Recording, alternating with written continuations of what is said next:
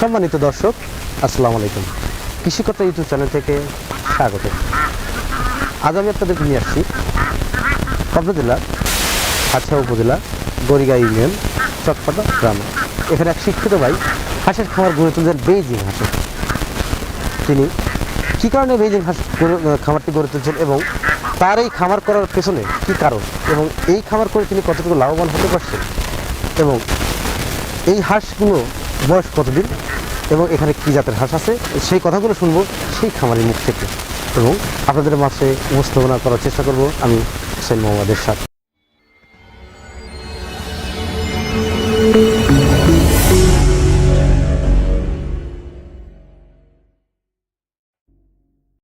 আসসালামু আলাইকুম। ওয়ালাইকুম আসসালাম। এই তো আলহামদুলিল্লাহ ভালো। আপনার নাম কি? রাসেল আহমেদ। রাসেল আহমেদ। আপনার গ্রামের বাড়িটা কোথায়? আমার গ্রামের বাড়ি গড়িগ্রাম। গড়িগ্রাম ইউনিয়নের চকপাটি গ্রাম। চকপাটা গ্রাম আর কি। আচ্ছা, আপনি পেশায় কি করেন? আমি একজন স্টুডেন্ট। কোথায় লেখাপড়া করেন আপনি? আমি ঢাকাতে পড়াশোনা করি। ঢাকাতে ইউনিভার্সিটিতে পড়াশোনা করছি। তো আপনি লেখাপড়ার পাশাপাশি বেইজিং হাঁসের খামার গড়ে তুলছেন। আপনার এইখানে কতগুলো বেইজিং হাঁস আছে? আমার এখানে 200টা বেলজিয়াম হাঁস আছে। এই হাঁসগুলোর বাচ্চা কিনছিলেন না বড় হাঁসই কিনছিলেন? এটা বাচ্চা কিনা হয়েছে। আচ্ছা, আপনি কি মনে করে বেইজিং হাঁসের খামারটা করলেন? আমি মনে করছি কি এখন লকডাউনের কারণে একটু বসে আছি আর সময়টা তো পার করা লাগবে, এই কারণে মনে করলাম যে বেলজিয়াম হাঁসটা পালা যাক, বাড়তে একটা ইনকাম করা যাবে। বুঝতে পারছি। আপনি ঢাকা থেকে আসছেন কতদিন হয়েছে? আমার ঢাকা থেকে আসা হয়েছে প্রায় 4 মাস হলো। 4 মাস আর কি। আচ্ছা, আপনি এই হাঁস করছেন কয় মাস আগে থেকে? মানে হাঁসের এখন বয়স কত? হাঁসের বয়স 2 মাস 3-4 দিন হবে। হবে আর কি।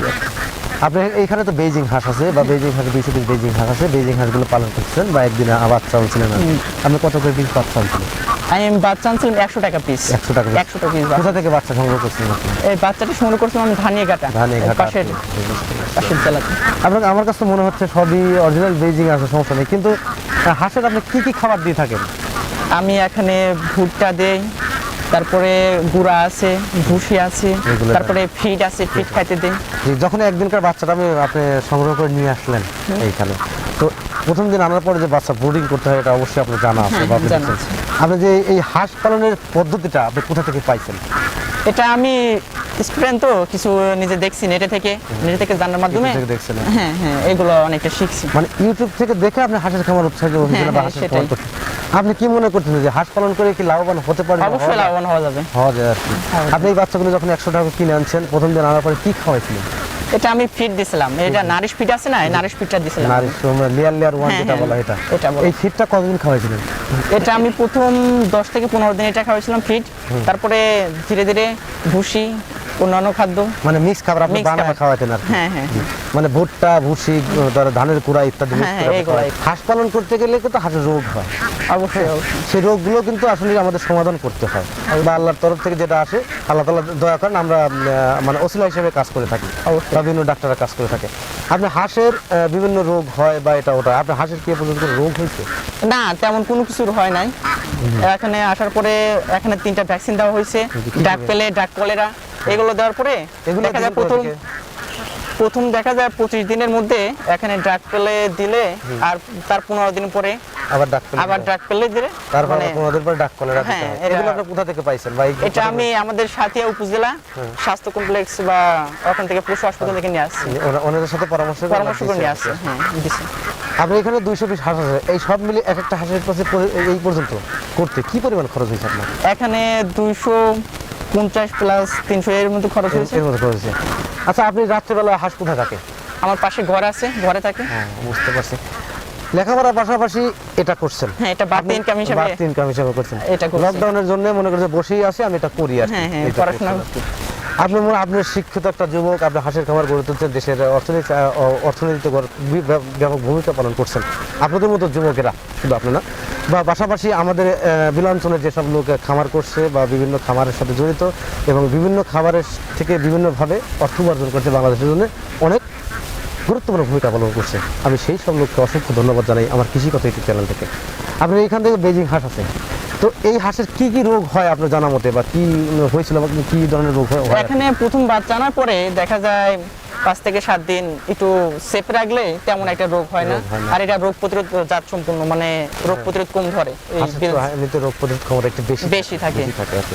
তারপরে ওষুধ হিসেবে আপনি কি কি খাবার ব্যবহার করছেন, কি ওষুধ ব্যবহার করছেন? আমি এখানে ওষুধ হিসাবে যেগুলো ডাক্তার পরামর্শ দিছে ওই অনুযায়ী আমি ওষুধগুলো খাওয়াইছি। মানে আপনি ওইভাবে ক্লিয়ারলি বলতে পারবেন না? না না না, ওইটা আমার এই মুহূর্তে খেয়াল নেই। প্রিয় দর্শক, এই মুহূর্তে ওনার এই ওষুধের কথা মনে নেই, কারণ উনি কিন্তু প্রফেশনাল একজন খামার না। শুধু লকডাউনের জন্য উনি খামারটা করছেন বা খামারটা গড়ে তুলছেন। কারণ এই হাঁসে অতিরিক্ত ফিড খাওয়ানো হয়নি। এই হাঁসকে শুধু প্রাকৃতিক যে খাবার ন্যাচারাল যে খাবারটা, সেই খাবারটা খাওয়ানো হয়েছে। এই খাবারগুলো খাইলে হাঁসের গ্রোথটাও সুন্দর থাকে এবং ডিমের জন্য খুবই উপযোগী। এক একটা হাঁসের ওজন হয়েছে কতটুকু আপনার?